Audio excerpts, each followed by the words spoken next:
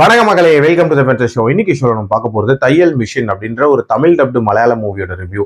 இந்த படம் tent OTT ஆப்ல அவைலபிளா இருக்கு. இந்த படம் ஒரு பேய் படம். டைட்டிலுக்கு ஏத்த மாதிரியே தையல் மிஷின்ல இருக்கக்கூடிய பேய் அப்படின்ற மாதிரியான தீம்ல நகரக்கூடிய கதை. ஆக்சுவலா அந்த படத்தோட ஸ்டார்டிங்லேயே ஒரு மர்மமான வீட்டை காட்டுறாங்க. ரொம்ப நாளா பூட்டி இருக்கக்கூடிய ஒரு வீடு. அந்த வீட்டுக்கு ஒரு போலீஸ்காரரும் அவரோட குடும்பமும் அங்க வராங்க. அந்த வீட்டுக்குள்ள ஒரு தையல் மிஷின் இருக்கு. அந்த தையல் மிஷின் தானே ஆப்ரேட் ஆகுது அப்படின்னே சொல்லலாம். ஆல்சோ அந்த வீட்டுல ஒரு அம்மாவோட பேயும் ஒரு பொண்ணோட பேயுமே இருக்கு.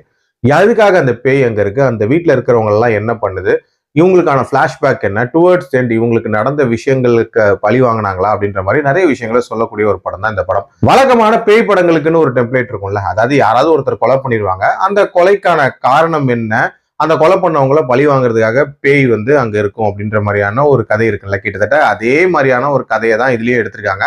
என்ன ஒண்ணு, அந்த கொலைக்கான காரணம் அப்படின்றது அந்த பேய்க்கு தெரியாது அப்படின்றது ஒரு இன்ட்ரெஸ்டிங்கான விஷயமா இருந்துச்சு. மற்றபடி ஒரு ரொட்டீனான வேலை போகக்கூடிய ஒரு பேய் படம் தான். அதே மாதிரி இந்த படத்துல ஹாரர் ஜென்ரேஷன் அப்படின்லாம் பாத்தீங்கன்னா ரொம்ப ரொம்ப சுமாரா எடுக்கப்பட்டிருந்துச்சு அப்படின்னே சொல்லலாம். எந்த ஒரு இடத்துலயும் பயம் அப்படின்றதெல்லாம் வரவே இல்லை. அடுத்து என்ன நடக்க போகுது அப்படின்ற மாதிரியான பரபரப்புலாம் இல்லை. ரொம்ப நார்மலா நகரக்கூடிய ஒரு கதை. அண்ட் பிளாஷ்பேக்ல நடக்கக்கூடிய அந்த சம்பவம் அப்படின்றது மட்டும் கொஞ்சம் பிளட் ஷெட்டோட காட்டியிருப்பாங்க. மற்றபடி இந்த படத்துல எந்த ஒரு மொமெண்ட்டுமே ஒரு வாவ் மொமெண்டா இல்லை அப்படின்னே சொல்லலாம்.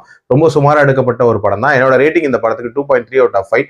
டைம் இருந்தால் ட்ரை பண்ணுங்க, இல்லைன்னா ஸ்கிப் பண்ணிக்கோங்க. அடல்ட் கண்டென்ட்டை பொறுத்த வரைக்கும் அந்த ஒரு சீன் மட்டும் கொஞ்சம் பிளட் ஷேடோட இருக்கும். மற்றபடி பார்க்கலாம். மீண்டும் அடுத்த விமர்சனத்தில் சந்திக்கிறேன். நன்றி, வணக்கம்.